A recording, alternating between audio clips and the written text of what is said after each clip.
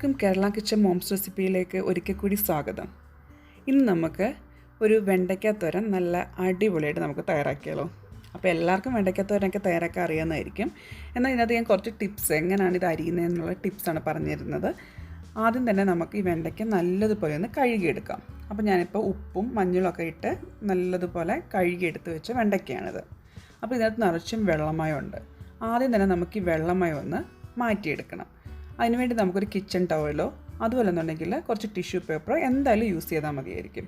അപ്പം നമുക്ക് ഓരോ വെണ്ടയ്ക്കും നല്ലതുപോലെ തുടച്ച് ആ വെള്ളമൊക്കെ ഒന്ന് മാറ്റി നല്ലതായിട്ട് നമുക്കൊന്ന് ഡ്രൈ ചെയ്തെടുക്കാം. അപ്പോൾ അങ്ങനെ നമ്മൾ ഡ്രൈ ചെയ്തെടുത്ത് അരിയുകയാണെന്നുണ്ടെങ്കിൽ ഒട്ടും തന്നെ ഇത് നമുക്ക് കുഴഞ്ഞ് കിട്ടുക. അത് നമുക്ക് ഇതിനകത്തൊരു കൊഴുപ്പ് പോലെ ഉണ്ടാവുമല്ലോ. അപ്പോൾ അരിയുമ്പോൾ നമ്മുടെ കയ്യിലൊക്കെ അതിങ്ങനെ പറ്റി പിടിച്ചിരിക്കും. പിന്നെ നമുക്കൊരു കയ്യിലൊക്കെ ചൊറിച്ചിലുണ്ടാകാനുള്ള ചാൻസും ഉണ്ടാവും ചിലവർക്ക്. അപ്പോൾ ഇങ്ങനെ തുടച്ചെടുക്കുകയാണെന്നുണ്ടെങ്കിൽ ആ വെള്ളമയം മാറി നല്ലതായിട്ട് നമുക്ക് ഈ വെണ്ടയ്ക്ക അരിഞ്ഞെടുക്കാൻ പറ്റും. അതേപോലെ തന്നെ നമ്മൾ വെണ്ടയ്ക്ക കടയിൽ നിന്ന് വാങ്ങുന്ന സമയത്ത് ഇതിൻ്റെ അറ്റം ഉണ്ടല്ലോ, കണ്ടോ, ഇതേപോലെ ജസ്റ്റ് ഒന്ന് നമ്മളിങ്ങനെ ഒടിക്കുന്ന സമയത്ത് നന്നായിട്ട് ഒടിഞ്ഞു വരുന്നുണ്ടെങ്കിൽ ആ വെണ്ടയ്ക്ക ഒട്ടും മൂക്കാത്ത നല്ല എളുപ്പമുള്ള നല്ല രീതിയിൽ നമുക്ക് കിട്ടുന്ന വെണ്ടയ്ക്ക ആയിരിക്കും എന്ന് മനസ്സിലാകേണ്ടത്. ഇതേപോലെ ജസ്റ്റ് ഒന്ന് ഒടിച്ചു വിട്ടാൽ മതി. അപ്പോൾ തന്നെ ഉണ്ട് ഒടിയുന്നുണ്ട്. അപ്പോൾ നല്ല പാകമായ വെണ്ടയ്ക്കാന്ന് മനസ്സിലാവും. പക്ഷേ ഈ വെണ്ടയ്ക്ക ഉണ്ടല്ലോ, ഞാൻ ഒടിച്ചിട്ടും അത് ഒടിഞ്ഞിട്ടില്ല നന്നായിട്ട്. അപ്പോൾ ഇത് ഭയങ്കരമായിട്ട് മൂത്ത ഹാർഡായിട്ടുള്ള വെണ്ടയ്ക്കയാണ്. അപ്പോൾ എപ്പോഴും നമ്മൾ തോരൻ വെക്കാനും കറിക്കൊക്കെ നല്ല എന്താ പറയുക എളുപ്പമായ വെണ്ടയ്ക്കയാണ് നമുക്ക് കൂടുതലും നല്ലത്. അപ്പോൾ ഈ വെണ്ടയ്ക്കുന്നുണ്ടോ അതിൻ്റെ അറ്റം ഒട്ടും തന്നെ ഒടിയുന്നില്ല ശരിക്കും. അത് ഭയങ്കരമായിട്ട് മൂത്ത വെണ്ടയ്ക്കയാണ്. അപ്പോൾ നമ്മൾ എപ്പോൾ വെണ്ടയ്ക്ക സെലക്ട് ചെയ്യുന്ന സമയത്തും ജസ്റ്റ് അതിൻ്റെ അറ്റം ഒന്ന് ജസ്റ്റ് ഇതുപോലെ ഒന്ന് വളച്ച് നോക്കിയാൽ മതി. അപ്പോൾ നമുക്കറിയാം ഇത് മൂത്തതാണോ, ഒത്തിരി മൂത്തതാണോ അതോ നമ്മുടെ പാകത്തിനുള്ളതാണോ എന്നുള്ളത്. അപ്പോൾ അങ്ങനെയാണ് നമുക്ക് വെണ്ടയ്ക്ക വാങ്ങാൻ വേണ്ടി സെലക്ട് ചെയ്യേണ്ടത്. അപ്പോൾ ഇപ്പോൾ ഇനി നമുക്ക് വെണ്ടയ്ക്കൊക്കെ നന്നായിട്ട് തുടച്ച് അതിൻ്റെ വെള്ളമൊക്കെ കളഞ്ഞ് നമുക്കെടുക്കാം. ഇപ്പോൾ ഞാൻ വെണ്ടയ്ക്കയെല്ലാം തുടച്ച് ആ വെള്ളമെല്ലാം കളഞ്ഞെടുത്തിട്ടുണ്ട്. ഇനി നമുക്കിത് അരിഞ്ഞെടുക്കാം. അപ്പോൾ നിങ്ങൾക്ക് എങ്ങനെ വേണമെങ്കിലും ഇത് അരിയാം, ചെറുതായിട്ട് വേണമെങ്കിലും അരിയാം. അതല്ലെന്നുണ്ടെങ്കിൽ ഇതേപോലെ ഇങ്ങനെ നമ്മൾ വട്ടത്തി ഉണ്ടല്ലോ, അങ്ങനെ വേണമെങ്കിലും നമുക്കിത് അരിഞ്ഞെടുക്കാം. അപ്പോൾ ഈ നമ്മൾ മെഴുക്കുവരട്ടിയൊക്കെ വെക്കുമ്പോൾ ഇതുപോലെ അരിഞ്ഞാൽ മതിയായിരിക്കും. തോരനും ഇങ്ങനെ തന്നെ അരിഞ്ഞിട്ടാലും മതിയായിരിക്കും. പക്ഷെ ഞാനിപ്പോൾ ഇത് അരിയുന്നത് വെച്ചാൽ ചെറിയ രീതിയിൽ, അതായത് 4 ആയിട്ട് മുറിച്ചിട്ട് ചെറിയ ചെറിയ രീതിയിലാണ് ഞാനിപ്പോൾ അരിഞ്ഞെടുക്കുന്നത്.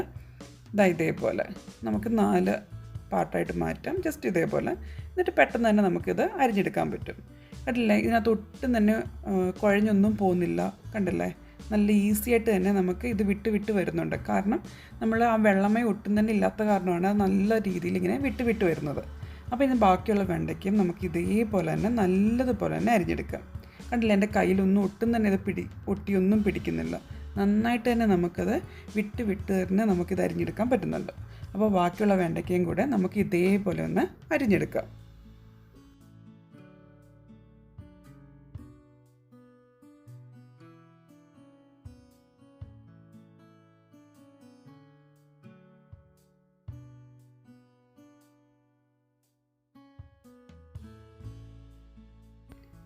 ഞാൻ എല്ലാ വെണ്ടയ്ക്കയും നല്ലതുപോലെ ഇതുപോലെ അരിഞ്ഞെടുത്തിട്ടുണ്ട്. കണ്ടോ, ചെറിയ പീസായിട്ട് തന്നെയാണ് അരിഞ്ഞെടുത്തിരിക്കുന്നത്. കണ്ടില്ലേ, ഒട്ടും തന്നെ നമ്മുടെ കയ്യിലൊന്നും ഒട്ടിപ്പിടിക്കുന്നില്ല. കണ്ടില്ലേ, അതിൻ്റെ ആ എന്താ പറയുക കുഴഞ്ഞൊന്നും ഇരിക്കുന്നില്ല. നന്നായിട്ട് തന്നെ ഇത് വിട്ട് വരുന്നുമുണ്ട്. ഇനി നമുക്ക് ഇതിനകത്തേക്ക് കുറച്ച് ഉള്ളിയും കൂടെ ചേർത്ത് കൊടുക്കണം. ഞാനിപ്പോൾ ഒരു സവാളയാണ് എടുത്തിരിക്കുന്നത്. ആ സവാള ഇതേപോലെ ചെറിയതായിട്ട് അരിഞ്ഞെടുത്തിട്ടുണ്ട്. ഇനി നമുക്കിതിനകത്തേക്ക് ചേർക്കാൻ വേണ്ടി മറ്റുള്ള സാധനങ്ങൾ എന്തൊക്കെയാണെന്ന് നോക്കാം. അപ്പം നമ്മൾ തോരനാക്കുകയെന്നല്ലേ പറഞ്ഞത്. അപ്പം ഞാനിവിടെ കുറച്ച് തേങ്ങ എടുത്തിട്ടുണ്ട്. തേങ്ങ നിങ്ങളുടെ ഇഷ്ടത്തിനനുസരിച്ച് കൂട്ടുകയും കുറയ്ക്കുകയും ചെയ്യാം. പിന്നെ ഒരു 2 അല്ലി വെളുത്തുള്ളി ഇതുപോലെ ചതച്ചെടുത്തിട്ടുണ്ട്. പിന്നെ മഞ്ഞൾപ്പൊടി, കുറച്ച് മുളക് പൊടി. അപ്പോൾ ഇത്രയാണ് നമുക്ക് ആവശ്യം.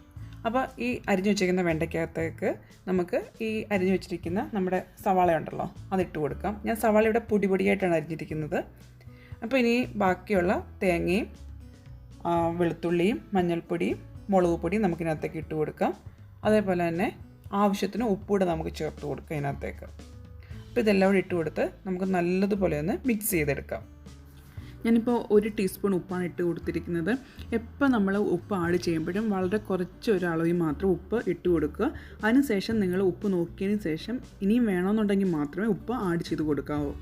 അപ്പോൾ ഇപ്പം നമുക്ക് ഇതെല്ലാം ഇട്ട് നമ്മുടെ കൈ വെച്ച് നല്ലതായിട്ടൊന്ന് ഞെരടിയെടുക്കാം. ഇങ്ങനെ കൈ വെച്ച് ഇങ്ങനെ ഞെരടുമ്പോൾ തന്നെ ആ മസാലകളൊക്കെ, അതായത് നമ്മുടെ മഞ്ഞൾപ്പൊടിയും അതുപോലെ തന്നെ വെളുത്തുള്ളിയൊക്കെ അതിനകത്തേക്ക് നന്നായിട്ടൊന്ന് ചേരുകയും ചെയ്യും. ഈ സമയത്ത് നിങ്ങളുടെ കയ്യിൽ കറിവേപ്പില ഉണ്ടെന്നുണ്ടെങ്കിൽ അതും ഇട്ട് ഇതേപോലെ ഇളക്കുവാണെങ്കിൽ നല്ലൊരു കറിവേപ്പിലയുടെ ആ ഫ്ലേവർ ആ കറിക്ക് നന്നായിട്ട് കിട്ടുകയും ചെയ്യും. അപ്പോൾ ഇതേപോലെ നാക്കിയിട്ട് ഇത് നമുക്കൊന്ന് തോരനാക്കി എടുക്കാം.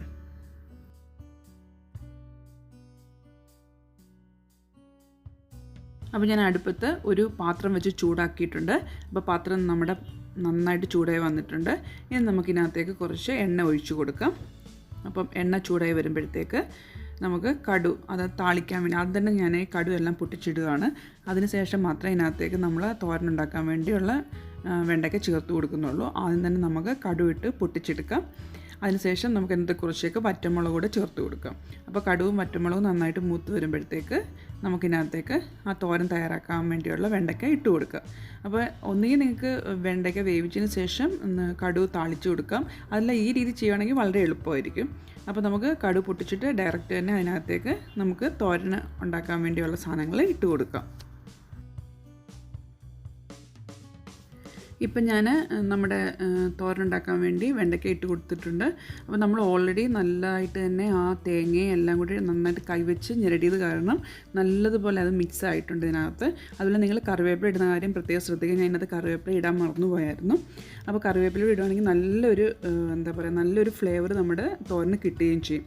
അതുപോലെ തന്നെ ഇതിനകത്തേക്ക് നമുക്ക് വെള്ളമൊന്നും ചേർക്കേണ്ട ആവശ്യമില്ല. കാരണം വെണ്ടയ്ക്കകത്ത് തന്നെ ആ ഒരു കൊഴുപ്പുണ്ടല്ലോ, അതിനകത്ത് തന്നെ ഉണ്ട് ജലാംശം. അപ്പോൾ അതിനകത്ത് കിടന്ന് അതങ്ങ് വെന്തോളും. സോ അതുകൊണ്ട് നമുക്ക് ജസ്റ്റ് ഇതൊന്ന് കൂട്ടി വെച്ചതിന് ശേഷം ഇതേപോലെ ഒന്ന് കൂട്ടി വെക്കുക. അതിന് ശേഷം ഒരു അടപ്പ് വെച്ച് അടച്ചതിന് ശേഷം നമുക്ക് ഒരു 5 മിനിറ്റിൻ്റെ ആവശ്യം തന്നെ ഉള്ളൂ. അപ്പോൾ തന്നെ നമ്മുടെ വെണ്ടയ്ക്ക വെന്ത് കിട്ടും. ഇപ്പോൾ ഒരു 5 മിനിറ്റ് ആയിട്ടുണ്ട്, കണ്ടില്ലേ, നന്നായിട്ട് ആവിയൊക്കെ വന്ന് നമ്മുടെ വെണ്ടയ്ക്ക നന്നായിട്ട് വെന്തിട്ടുണ്ട്.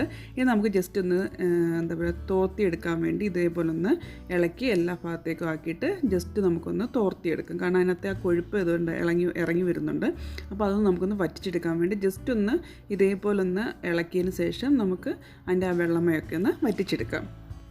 അപ്പോൾ ഇത്രയേ ഉള്ളൂ. വളരെ എളുപ്പം തന്നെ നമുക്ക് ഈ വെണ്ടയ്ക്കത്തോരൻ ഇവിടെ തയ്യാറാക്കിയെടുക്കാൻ പറ്റുന്നുണ്ട്. ഏകദേശം ഒരു 7 തൊട്ട് 8 മിനിറ്റിൻ്റെ ആവശ്യമുള്ളൂ. അപ്പോൾ തന്നെ നമുക്ക് ഈ തോരൻ തയ്യാറാക്കിയെടുക്കാൻ പറ്റും. അതുപോലെ തന്നെ നിങ്ങൾ പ്രത്യേകം ശ്രദ്ധിക്കേണ്ട കാര്യം, വെള്ളമയം ഇല്ലാണ്ട് തന്നെ ഈ തോരന് അരിയാൻ വേണ്ടി നോക്കുക. വെള്ളമയം ഇല്ലാണ്ട് തന്നെ അരിയുമ്പോൾ തന്നെ ഒട്ടും തന്നെ അത് കുഴഞ്ഞു പോകാണ്ട് തന്നെ നമുക്കിത് തയ്യാറാക്കിയെടുക്കാൻ പറ്റും. അതുപോലെ തന്നെ വെണ്ടയ്ക്കത്തോരൻ തയ്യാറാക്കിയതിന് ശേഷം അടച്ചു വെക്കേണ്ട. ജസ്റ്റ് ഒന്ന് ചൂടാറിയതിന് ശേഷം മാത്രം അടച്ചു വെച്ചാൽ മതി. അല്ലെങ്കിൽ ആ ആവിയിലിരുന്ന് ഒന്നുകൂടെ ഒന്ന് കുഴഞ്ഞു പോകാനുള്ള ചാൻസ് ഉണ്ട്. അപ്പം വളരെ ഈസി ആയിട്ട് നമുക്ക് വീട്ടിൽ തയ്യാറാക്കാൻ പറ്റുന്ന ഒരു തോരനാണ് ഈ വെണ്ടയ്ക്കത്തോരൻ. അപ്പോൾ ഈ റെസിപ്പി നിങ്ങൾക്ക് ഇഷ്ടപ്പെട്ടെങ്കിൽ തീർച്ചയായിട്ടും ഒന്ന് ട്രൈ ചെയ്ത് നോക്കുക. വളരെ സിമ്പിൾ മെത്തേഡിൽ തന്നെയാണ് തയ്യാറാക്കിയിരിക്കുന്നത്. അപ്പോൾ ഇതുപോലത്തെ പുതിയ റെസിപ്പികളായിട്ട് നമുക്ക് വീണ്ടും കാണാം. അപ്പോൾ നിങ്ങൾ ആദ്യമായിട്ട് എൻ്റെ ചാനൽ കാണുന്നെങ്കിൽ സബ്സ്ക്രൈബ് ചെയ്യാൻ മറക്കണ്ട കേട്ടോ. അതേപോലെ തന്നെ ആ ബെൽ ബട്ടൺ അമർത്താനും. അപ്പം വീണ്ടും കാണും വരേക്കും ബൈ ബൈ.